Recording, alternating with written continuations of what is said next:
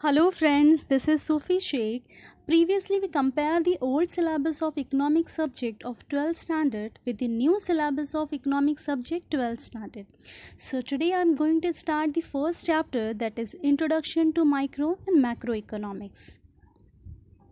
So before starting the introduction मैं आपको बता दूं कि ये चैप्टर बहुत ही ईजी है और आपको बस इसमें इकोनॉमिक टर्मिनोलॉजी को समझने की ज़रूरत है। जैसे कि आप देख रहे हैं मैंने यहाँ पर बहुत सारे हाईलाइट किए हैं so that you will understand better, as well as मैं आपको हिंदी में भी समझाऊंगी।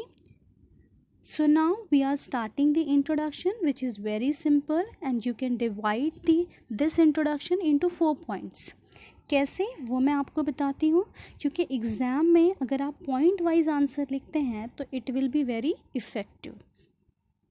So you can make the first point like that. Microeconomics and macroeconomics are the two main branches of modern economy. जैसे कि आप डायग्राम में भी देखकर समझ सकते हैं कि मॉडर्न इकोनॉमिक्स की दो इम्पॉर्टेंट ब्रांचेस हैं, micro economics and the macro economics.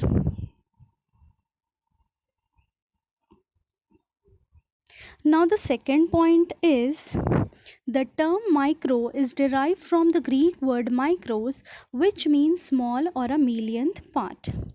Micro word Greek word से derive किया गया है. derive किया गया है मतलब निकाला गया है ग्रीक वर्ड से, जिसे ग्रीक वर्ड में भी माइक्रो ही प्रोनाउंस करते हैं. Only the difference you can see is the spelling. Micro को ग्रीक वर्ड में स्पेल करते हैं MIKROS. सी की जगह पर के एंड लास्ट में एस है, जिसका मतलब होता है स्मॉल, छोटा. और you can see millionth part. Millionth part मतलब होता है जैसे फॉर एग्ज़ाम्पल अगर आप एक पेपर ले और उसके छोटे छोटे 10 लाख हिस्से करें और जो 10 लाखवां हिस्सा होगा, जो लास्ट वाला पार्ट होगा, हम उसे मिलियंथ पार्ट कहेंगे. So micro means very small, very tiny part. Now the third point is the term macro is derived from the Greek word macros, which means large.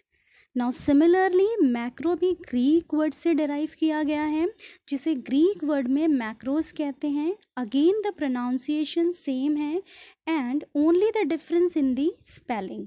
सी की जगह पर के है and last में S है, that is macros, जिसका मतलब large होता है. So in simple words you can say micro means small and macro means large. And now fourth point of introduction में we are going to clear who introduced this economic terminology and in which year. So these terms were coined by Norwegian economist Ragnar Frisch of Oslo University in 1933. तो इस term को Oslo university के Ragnar फ्रिश economist ने 1933 में invent किया है. Coin का मतलब होता है इन्वेंट करना या इंट्रोड्यूस करना.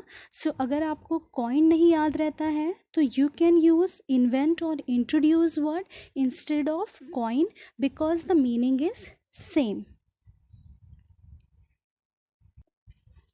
So let's move ahead and we'll see the meaning of microeconomics.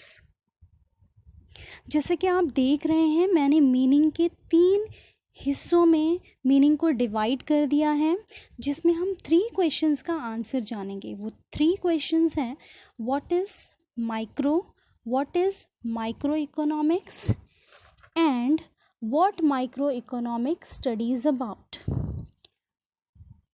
सो इस तरीके से डिवाइड करने से, पॉइंट में डिवाइड करने से ये बहुत ही ईजी हो जाता है याद करने के लिए. सो the first question is what is micro. तो व्हाट इज़ माइक्रो का आंसर है फर्स्ट पॉइंट में, micro means a small part of a thing. Micro का मतलब होता है किसी भी चीज़ का एक छोटा सा हिस्सा. सेकेंड क्वेश्चन था हमारा what is micro economics. So second point में लिखा है माइक्रो इकोनॉमिक्स दस deals with a small part of the national economy. National economy के एक छोटे से पार्ट में डील करने को हम माइक्रो इकोनॉमिक्स कहते हैं. For example, individual income, individual consumer, etc. etc. Now, the last question is what microeconomics studies about? Micro economics किसके बारे में स्टडी करता है? तो इसका आंसर थर्ड पॉइंट में दिया गया है. It studies the economic action and behaviour of individual unit such as an individual consumer, individual producer or a firm, the price of a particular commodity or a factor, etcetera. So micro economics किसी individual इंसान के economic action और behaviour के बारे में ही study करता है, जैसे individual consumer, individual producer. Individual का मीनिंग होता है सिंगल पर्सन, अकेला, and in simple words consumer meaning होता है बायर, एंड प्रोड्यूसर मीन्स जो गुड्स बनाता है, और जो गुड्स बेचता है उसे हम सेलर कहते हैं. फर्म मीन्स होता है any organisation, any company, and price of a particular commodity. Particular भी मतलब होता है सिंगल, अकेला, और कमोडिटी का सिंपल मीनिंग होता है गुड्स, मतलब सामान. And the last is particular factor. Now particular factor means होता है one of the thing that influence the decision or the situation. Now, factors like land, labor, capital, etc. etc. Now, land is the factor that influence the demand of the rent. अब वो कैसे? जैसे for example अगर हमारे पास कोई piece of land है और हमने उसे भाड़े पर दिया है तो उसका हमें क्या आएगा? रेंट. तो land is the factor that influence the demand of rent. अगर लैंड ही नहीं होगा, पीस ऑफ लैंड नहीं होगा, तो हमें रेंट भी नहीं मिलेगा. उसी तरीके से मैं एक और एग्जांपल आपको देती हूँ, जैसे वेजेस. वेजेस का मीनिंग होता है एक दिन की पगार. तो अगर पगार मिलती है लेबर्स को, तो अगर हम लेबर्स ही नहीं रखेंगे काम करने के लिए तो उनको पगार देना ही नहीं पड़ेगा. तो सिमिलरली लैंड का रिलेशन है रेंट से, वैसे ही लेबर का रिलेशन है वेजेस से. सो क्लियरली माइक्रो इकोनॉमिक्स में हम किसी एक फैक्टर के बारे में ही स्टडी कर सकते हैं, किसी एक कंज्यूमर के बारे में ही स्टडी कर सकते हैं, किसी एक प्रोड्यूसर और किसी एक कंपनी के बारे में ही स्टडी कर सकते हैं एट अ टाइम. होप आपको मीनिंग के तीनों पॉइंट्स अच्छे से समझ में आ गए होंगे. So let's move and see the definitions. Here the two definition is given by the different authors Morris Dobb and the Professor A.P. Lerner. So let's see the definition given by the Morris Dobb, which is very short and simple. He defined microeconomics is in fact a microscopic study of the economy. Now what is microscopic? Microscopic means thing too small to be seen without microscope. कोई चीज़ जो इतनी छोटी है जिसे हम देखने के लिए माइक्रोस्कोप की ज़रूरत पड़ती हो, मीन्स बिना माइक्रोस्कोप के हम उसे देख ही नहीं सकते. So the author wanted to say the same thing, that microeconomics only studies the very small part of anything. चलिए आगे देखते हैं कि प्रोफेसर A.P. लर्नर ने कैसे डिफाइन किया है माइक्रो इकोनॉमिक्स को. So he also defined the micro economics consist of looking at the economy through a microscope.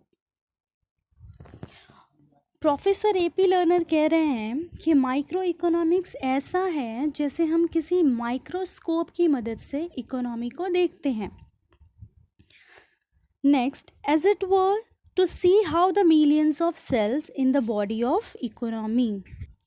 ये देखने के लिए कि कैसे millions of cells इकोनॉमी में हैं, A.P. लर्नर ने यहाँ पर इकोनॉमी को एक ह्यूमन बॉडी से रिलेट किया है. जैसे ह्यूमन बॉडी में millions of cells होते हैं, उसी तरीके से इकोनॉमी भी एक बॉडी की तरह है जिसमें बहुत सारे इम्पॉर्टेंट मिलियंस ऑफ सेल्स हैं. Next line is the individuals or household as consumer and individuals or firm as producer play their part in the working of the whole economy organism. जो millions of cells हैं economy में, वो इस पूरे economy organism को चलाने में एक इम्पॉर्टेंट पार्ट और एक अहम हिस्सेदार हो सकते हैं। जैसे वो एक कंज्यूमर हो सकता है, वो एक प्रोड्यूसर हो सकता है, वो एक सिंगल कंपनी हो सकती है, एक्सेट्रा एक्सेट्रा। तो अभी हमने दोनों डेफिनेशंस देखी। I hope you observed only wordings are different but meaning is all are same in both the definitions. That is micro economics only studies about the individual और the particular thing. तो चलिए आगे बढ़ते हैं और एक important topic देखते हैं, that is scope of micro economics.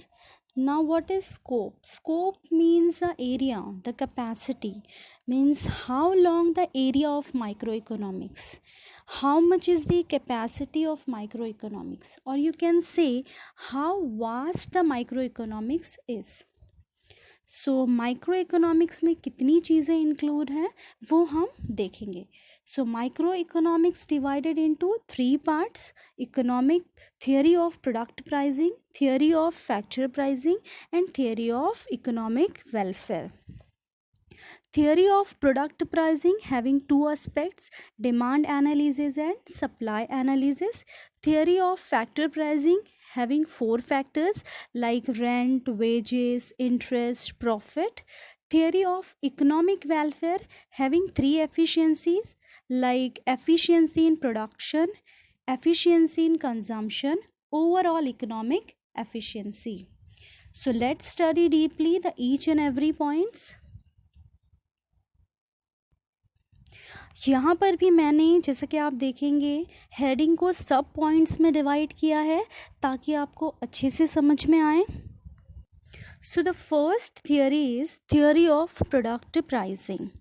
Under that first sub point is the price of an individual commodity is determined by the market forces of demand and supply. इसमें बताया गया है कि अगर आपको किसी भी एक कमोडिटी, किसी भी एक गुड्स का प्राइस डिटरमाइन करना है तो उसके लिए 2 इम्पॉर्टेंट मार्केट फोर्सेस हैं, एक है डिमांड और दूसरा है supply. Now the second sub point is microeconomics is concerned with demand analysis, that is individual consumer behavior, and supply analysis, that is individual producer behavior. इसमें बताया गया है अगर आप डिमांड एनालिसिस कर रहे हैं तो demand is always by the customer. Demand सिर्फ कस्टमर ही कर सकता है, तो आपको कस्टमर का बिहेवियर स्टडी करना होगा. लेकिन ये स्टडी अगर आप अंडर माइक्रो इकोनॉमिक्स कर रहे हैं तो हमें सिर्फ एक इंडिविजुअल कंज्यूमर का ही बिहेवियर स्टडी करना होगा. सिमिलरली अगर आप सप्लाई एनालिसिस करना चाहते हैं under micro economics, then you have to study only single producer. सिर्फ एक ही प्रोड्यूसर का स्टडी करना होगा. Now let's move ahead and see the second theory, that is theory of factor pricing. The first sub point is in microeconomics, land, labor, capital and entrepreneur are the factors that contributes to the production process. Now what is production process? तो किसी भी goods या services को बनाने में जो process होता है उसे हम प्रोडक्शन प्रोसेस कहते हैं. So as we know, if we want to produce something, we need many factors like हमको लैंड चाहिए, लेबर चाहिए, कैपिटल चाहिए, एंटरप्रेन्योर चाहिए. अगर हम कुछ भी बनाना चाहते हैं तो हमको ये सारे फैक्टर्स डिटरमाइन करने होंगे. तो किसी भी गुड्स को प्रोडक्शन करने के लिए 4 questions are important. The first question is where we produce, हम कहाँ प्रोड्यूस करेंगे. तो for the production we need land, हमको एक पीस ऑफ लैंड की ज़रूरत पड़ेगी जहाँ पर हम प्रोडक्शन कर सकते हैं. Second question is who will produce, कौन प्रोड्यूस करेगा, मतलब किसकी मदद से हम प्रोड्यूस करेंगे. So for the production we also need labours, हमको लेबर्स, मज़दूरों की भी ज़रूरत पड़ेगी. Now third question is how will produce without money, हम बिना पैसों के कैसे प्रोडक्शन करेंगे। नाउ आपको पता है if you want to start a business you need capital. अगर आपको कोई बिजनेस स्टार्ट करना है, कुछ प्रोडक्शन करना है, तो आपको पैसे चाहिए, तो इसीलिए हमको कैपिटल की ज़रूरत पड़ेगी। Now fourth question is who will supervise the production process carefully.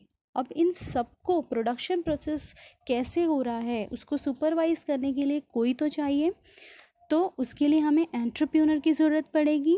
Entrepreneur का मतलब होता है बिजनेसमैन, ओनर, मालिक, जो सारे फैक्टर्स को ऑर्गेनाइज करता है और बिजनेस रन करता है और प्रोडक्शन करता है। So for the production process we need this 4 factors, that is land, labor, capital and entrepreneur compulsorily. Now the second sub point is microeconomics helps in determining the factor rewards for land, labor, capital and entrepreneur in the form of rent, wages, interest and profit respectively. अब ये सारे जो factors हैं, land, labour, capital, entrepreneur, ये हमें free में तो नहीं मिलेंगे। अगर हमने लैंड लिया है प्रोडक्शन के लिए तो we need to give rent for the land, हमें उसका रेंट देना पड़ेगा। लेबर फ्री में काम नहीं करेंगे तो we have to give wages to them, उनको पगार देनी पड़ेगी। अगर किसी ने कैपिटल इन्वेस्ट किया है बिजनेस में प्रोडक्शन के लिए, अगर किसी ने पैसे लगाए हैं प्रोडक्शन के लिए तो उसको इंटरेस्ट देना होगा हमें। और किसी भी एंटरप्रेन्योर का, किसी भी बिजनेसमैन का main aim is to earn profit, maximum profit. किसी भी बिजनेसमैन का जो अहम मकसद होता है वो ज़्यादा से ज़्यादा प्रॉफिट कमाना होता है, तो बिना प्रॉफिट के वो प्रोडक्शन प्रोसेस नहीं होगा और वो आगे करेंगे भी नहीं प्रोडक्शन, क्योंकि उन्हें ज़्यादा से ज़्यादा प्रॉफिट चाहिए अगर उन्होंने प्रोडक्शन किया है तो। Now let's go ahead and see the third theory, which is theory of economic welfare. Now theory of welfare basically deals with efficiency in the allocation of the resources, means जितने भी हमारे पास resources होंगे उनको effectively allocate करना, उनको efficiently allocate करना, बांटना, ये थियरी ऑफ इकोनॉमिक वेलफेयर में है। Second line is efficiency in the allocation of resources is attained when it results in maximization of satisfaction of the people. Means इसमें welfare word use हुआ है, तो इसका मतलब होगा जो भी हम रिसोर्स एलोकेट करेंगे उसका ज़्यादा से ज़्यादा सेटिस्फेक्शन सोसाइटी को और कस्टमर को ही होना चाहिए। Now, economic efficiency involves 3 efficiency.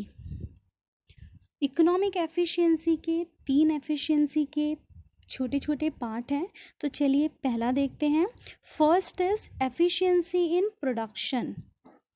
Efficiency in production means producing maximum possible amount of goods and services from the given amount of resources. Now अगर प्रोडक्शन है, प्रोडक्शन के लिए रिसोर्सेज है तो वो रॉ मटेरियल भी हो सकता है। सो इन सिंपल वर्ड्स, कम से कम रिसोर्सेज में, कम से कम रॉ मटेरियल में ज़्यादा से ज़्यादा गुड्स और ज़्यादा से ज़्यादा सर्विसेज प्रोड्यूस करना। अगर हम ऐसा करते हैं without any wastage of resources then it will be called as efficiency in production. Now second is efficiency in consumption. Consumption means consume करना means use करना, ठीक है। Now efficiency in consumption means distribution of produced goods and services among the people for consumption in such a way as to maximize the total satisfaction of the society. इसका मतलब है जो भी हमने produce किया है उसे इस तरह से डिस्ट्रीब्यूट किया जाए कंजम्पशन के लिए, यूज़ करने के लिए, ताकि कस्टमर को, सोसाइटी को इससे ज़्यादा से ज़्यादा सेटिस्फेक्शन मिले, ज़्यादा से ज़्यादा फ़ायदा मिले। तो चलिए अब थर्ड एंड लास्ट एफिशिएंसी देखते हैं, जो है ओवरऑल इकोनॉमिक एफिशिएंसी। इसमें लिखा है it means the production of those goods which are most desired by the people. इसका मतलब है वो गुड्स ज़्यादा से ज़्यादा प्रोड्यूस करना है जिसका डिमांड मार्केट में ज़्यादा है, या जिसका डिमांड कस्टमर ने ज़्यादा किया है, ताकि उनको ज़्यादा से ज़्यादा सेटिस्फेक्शन मिल सके। Second point, microeconomic theory shows under what conditions these efficiencies are achieved. लेकिन इन एफिशिएंसी को अचीव करने के लिए कुछ कंडीशंस हैं माइक्रो इकोनॉमिक में। तो चलिए कंडीशंस देखते हैं वो क्या क्या कंडीशंस हैं। Now the first condition is thus the focus of microeconomics is mainly confined to price theory and resource allocation. मतलब मैक्रो इकोनॉमिक्स का मेन फोकस सिर्फ price theory and resource allocation के बारे में ही स्टडी करना है। इससे ज़्यादा या इससे बड़ा स्टडी माइक्रो इकोनॉमिक्स में हम नहीं कर सकते हैं। Let's see the second condition, it does not study the aggregates relating to the whole economy. aggregate का मतलब होता है एक साथ, combined, merge करके। now micro economics aggregate study नहीं करता है होल इकोनॉमी का, जबकि वो उसे टुकड़ों में, पार्ट्स में बांट कर स्टडी करता है, जैसे हमने पहले देखा, like individual consumer, individual producer, individual income, individual goods, etcetera etcetera. Let's see the another condition, that is this approach does not study national economic problems such as unemployment, poverty, inequality of income, etc. etc. So micro economics में economy या देश की बड़ी problems नहीं study की जाती है।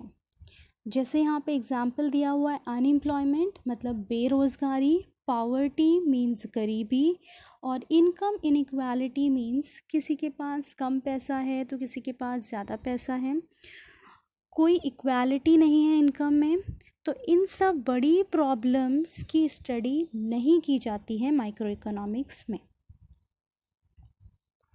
Now the last condition is theory of growth, theory of business cycle, monetary and fiscal policies, etc. are beyond the limits of microeconomics.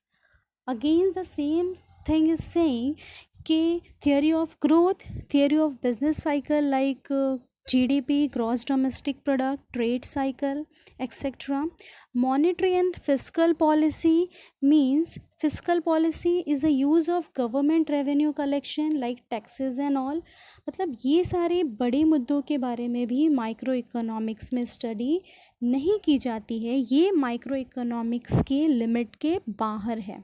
It is the beyond the limits of microeconomics. So micro economics सिर्फ small parts के बारे में ही study करता है। For example हमने पहले भी देखा है, बार बार वही पॉइंट्स आ रहे हैं, like individual consumer, individual producer, individual firm, individual company, individual income, etcetera etcetera. So overall conclusion यही है कि माइक्रो इकोनॉमिक्स किसी भी बड़े मुद्दे, किसी भी बड़ी प्रॉब्लम के बारे में स्टडी नहीं करता है, वो सिर्फ स्मॉल पार्ट या इंडिविजुअल और पर्टिकुलर थिंग के बारे में ही स्टडी करता है। सो फ्रेंड्स, यहाँ पर आपका ये आंसर फिनिश्ड होता है। और जैसे कि आज हमने एक इम्पॉर्टेंट आंसर लर्न किया है फर्स्ट चैप्टर का, which is explain the scope of microeconomics। लेकिन उससे पहले हमने इंट्रोडक्शन, मीनिंग, डेफिनेशन भी देखा है माइक्रो इकोनॉमिक्स का। सो फ्रेंड्स, अगर आपको एग्ज़ाम में क्वेश्चन आता है explain the scope of micro economics, so don't directly start by making the diagrams of the scope of microeconomics, बल्कि पहले आप 2 लाइन का मीनिंग लिखिए, एटलीस्ट एक डेफिनेशन तो ज़रूर लिखिए with the author's name, and then start writing the scope by making the diagrams and explaining the points, because presentation is the most important part of the exam. Most important part of the paper. So जितना अच्छा आपका presentation होगा उतने अच्छे marks आपको मिलेंगे। And this is the correct method of writing any answer in the theory subject. किसी भी थियोरी सब्जेक्ट में सही तरीका यही है कि पहले आप मीनिंग लिखिए थोड़ा सा, फिर उसके बाद आप डेफिनेशन लिखिए ऑथर के नाम के साथ विथ इन्वर्टेड कॉमा, और उसके बाद आप अपना मेन आंसर लिखना स्टार्ट करिए। So friends, if you understood the answer, method of writing the correct answer, and how to present the answer in a systematic manner, then kindly like, share and subscribe my channel. Friends, I'll be coming back with the second answer of the same chapter, that is features of microeconomics. मैं अपने second video में इस chapter का second answer cover करूँगी, उसे भी हिंदी में समझाऊँगी, जो है features of microeconomics. So bye bye friends, stay home, stay safe, take care and thank you for watching this video.